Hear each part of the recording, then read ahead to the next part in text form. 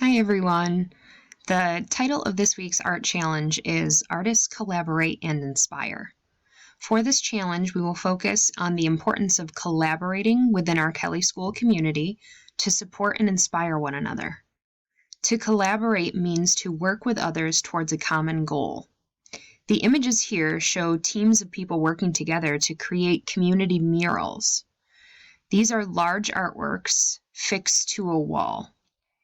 It is important that during quarantine that we keep a safe distance from one another, but for our mental health, it's also important that we maintain connections with one another. Some of you might be wondering, well, how can we collaborate and work together when we're so far apart? All it takes is a little creativity and imagination. All right, so before we seek out that inspiration, let's look at our learning target and figure out how we are expected to collaborate as artists from home.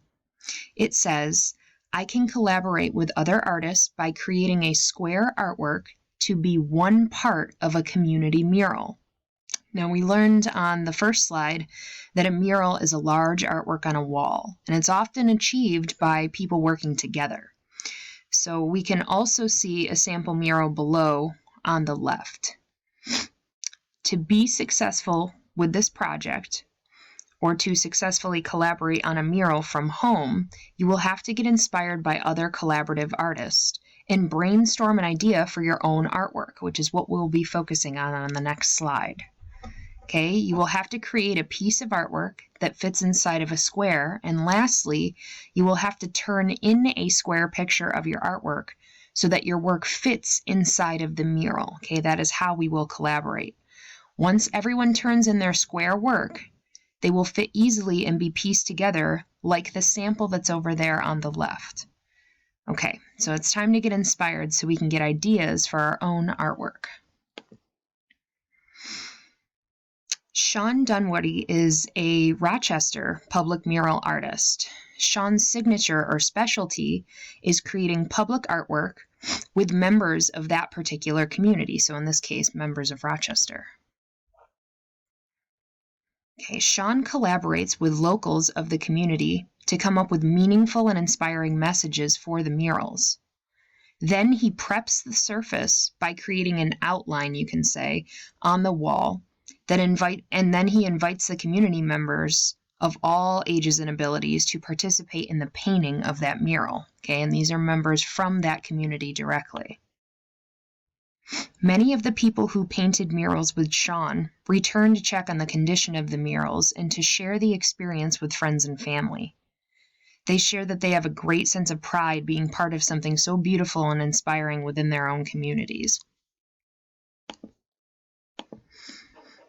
So in this slide here, there's actually two videos, but remember when I'm casting this video, I can't actually play another video because you won't be able to hear the sound, but these will be available in discussion post number 6. So I want you guys to make sure you go back and you watch those videos. They're very inspiring. And it's cool because it's something that we can see somewhat locally right in Rochester. Okay, next. On this page, we see a team of 3 Rochester mural artists who collaborated to develop a program called ROC, or ROC Paint Division, okay, short for Rochester. The ROC Paint Division was designed to beautify Rochester City while training and developing talents of young and aspiring artists. The Paint Division interviews, hires, and pays, as well as trains, school-age artists to design and paint murals within their local communities. You can see that even though the artists are young, the size and design of the murals are very large and sophisticated. The young artists often decide upon spaces where murals would be the most inspiring within their community, and as you can see here, this one's right at a local library. So these artists work really hard to make fine and visible art accessible to all people in spaces where people are commonly visiting. Well, I hope that you are feeling inspired by the collaborative art that you just saw, and now we can dive a little deeper into that by watching the videos that I post up on discussion number 6. But Before I leave and let you guys create your own artwork, let's quickly review what we have to do for this art challenge. All right, so your goal is to collaborate with other artists by creating a square artwork to be one part of a community mural. To be successful and reach this goal, you have to think carefully about what you want your artwork to be about. Remember that this will be part of a larger collaborative artwork with our school community. So just like the artist we looked at today considers what the community members want and need before designing the mural, think about what Kelly's artist might want to see right now, or maybe what they need right now. I've suggested a theme at the bottom, though you don't have to use this, but it says the bright side of quarantine.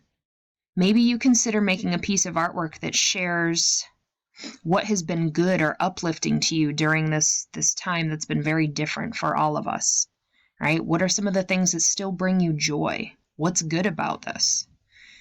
Once you have your ideas, success criteria number 2 says create an artwork inside of a square. So here you can cut a paper down to a square.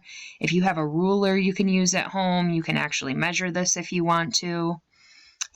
Or you can create an artwork on any paper or surface that you have available to you. And when you're done, take a picture of it. You can always crop a picture, which means to cut it down into the shape of a square. And I'm going to leave a tutorial in challenge post number 6 that shows you guys how to do that. So I'll be, or just remember that the artwork can use any material of your choice. Okay, this can be a painting, a drawing, a sculpture. You can use found objects at home. It can be a collage or even digital art if you want it to be, as long as you follow that last success criteria, which is to turn the image in of your work in the shape of a square. So make sure it looks square before you turn it in so that we can easily piece this together to be a mural. Okay, I hope that you all enjoy getting creative with this art challenge, and remember to message me or video chat with me on Thursdays, my office hours between 12 and 2 if you need any help. This PowerPoint will be available to you in challenge number 6 of the discussion section, and you will also see, if you look at this PowerPoint from the discussion section, that there are bonus ideas, and there's actually a global collaboration happening right now that you can submit this artwork to and be part of something that the whole world is doing together, which is pretty cool.